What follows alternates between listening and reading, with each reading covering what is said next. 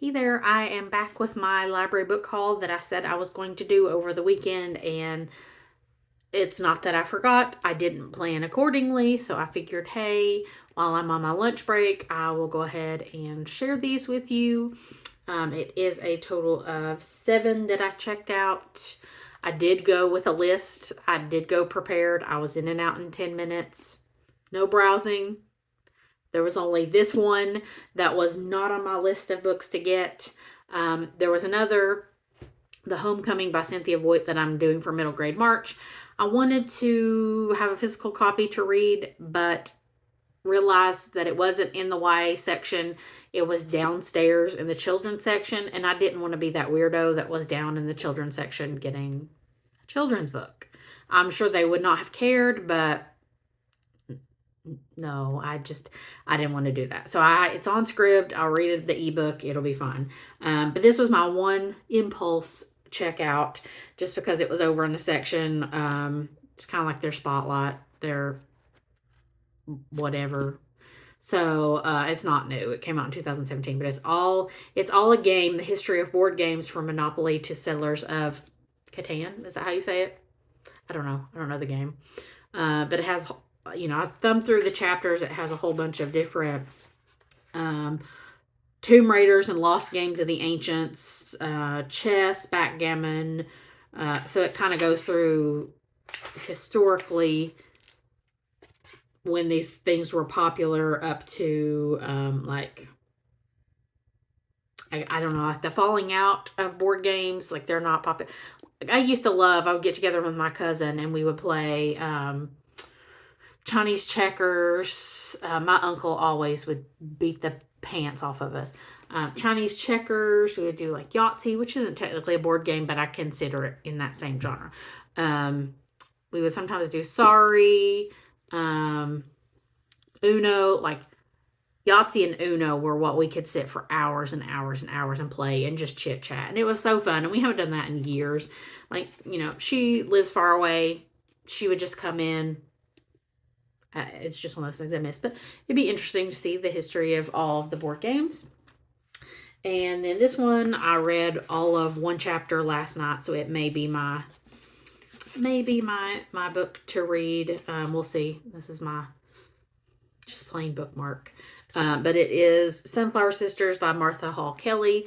Yes, it is a large print. If I can get a large print, I prefer it. I'm that old Granny G that makes my e-reader, large print just because it's more comfortable. And, I always have had awful vision anyways. But this one is set in pre-Civil War South. It goes between Charleston and New York City. So we'll see about this one. I did read Lilac Girls years ago over the summer and really liked it. So I figured I'd pick that up.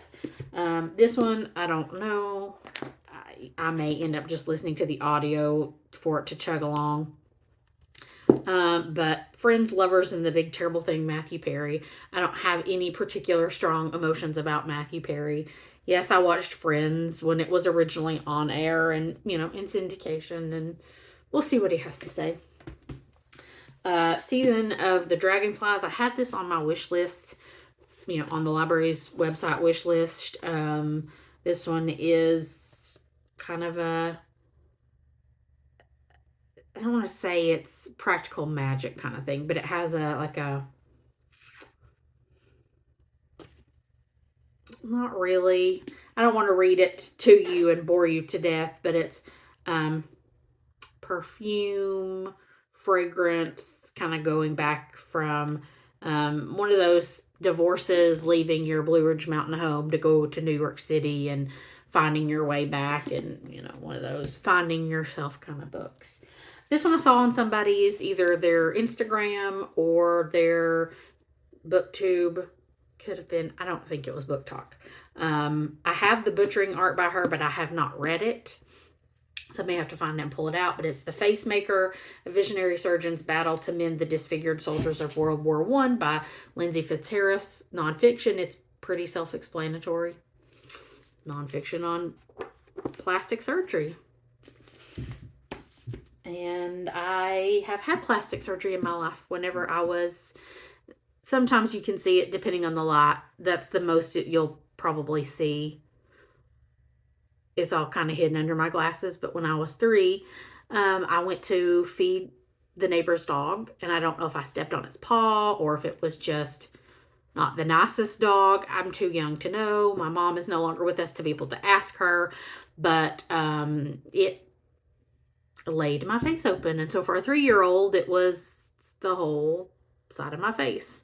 I can't remember how many 100+ stitches it took, kind of getting it back together, plastic surgery. And then when I was in high school, like there was a settlement fund, if you want to say, to go when I got older and have plastic surgery. And I did a consultation, and it just wouldn't be worth it. Like the marking of your flanks to get the skin that you would graft, and how expensive it was going to be. And yes, my parents had the funds, but we're driving home, and I just told my mom, I was like, at this point in my life, I've been bullied so much that I have a thick skin per se.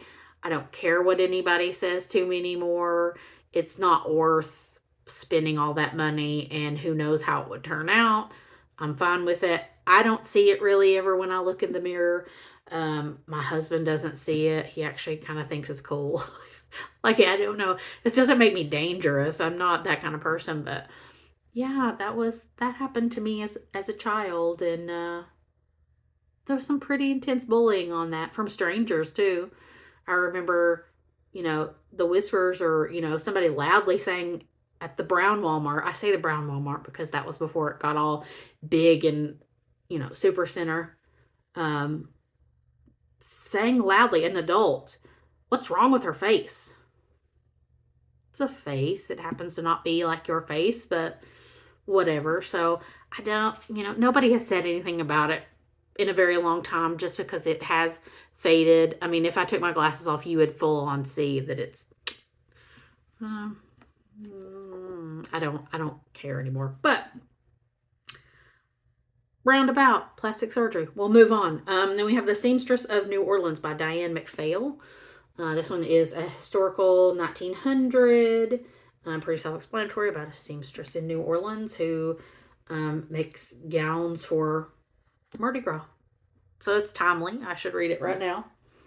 And then the last one I have is The Lost Roses by Martha Hall Kelly, same author as Lilac Girls and Sunflower Sisters. And this one is 1914, so around World War I, Russia, Serbia, St. Petersburg in Russia.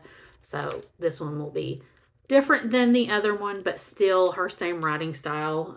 I enjoyed it, so I think I'll like these two. But that's what I have.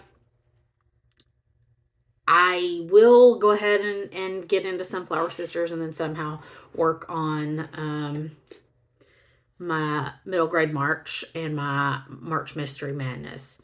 Still undecided on the Irish Readathon. I'll go digging around to see what I have or what I can find, but I would like to say that 7 books was restrained at the library, but not really. And I've jokingly said I may end up renewing these twice. So get to the 2-week point, and if some of them aren't, on somebody else's hold list, just check them out, and work on getting them finished by those end of the 6 weeks, and see which ones I enjoy. I'll definitely let you guys know when my Friday reads. I don't know that I will ever do any monthly wrap-ups or any full-on reviews, just because I don't feel like I verbally have that ability to give a really great verbal review. I feel like it's a lot of just mouth sounds. So I'm more of the let me ponder it and let me write it on Goodreads. And even then I don't, because at some point I feel like who really cares about me writing a 90-page essay on a book? I'll give it the star rating and a little this was good, or this was okay, or this was, fantastic, or I didn't like this, it was awful. I don't really.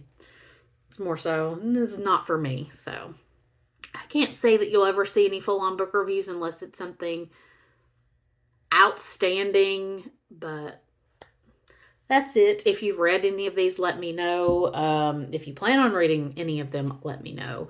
If any of them are spectacular, if you liked them, if you didn't like them, let me know what your opinion is. But I'm going to go grab something for lunch, stuff it in my face, and get back to work. And hopefully, my reports are finally loaded to where I can get busy. Not that I'm not busy, but there are some reports that I need to be loaded so that I can go ahead and do things the rest of the week. So, fingers crossed, hopefully, so I can go ahead and get that entered in and not have to worry about it. But that's it. That's it. Short for me for once. But I hope you guys have a great reading week. You're having a great Monday, and I will talk to you soon. Bye.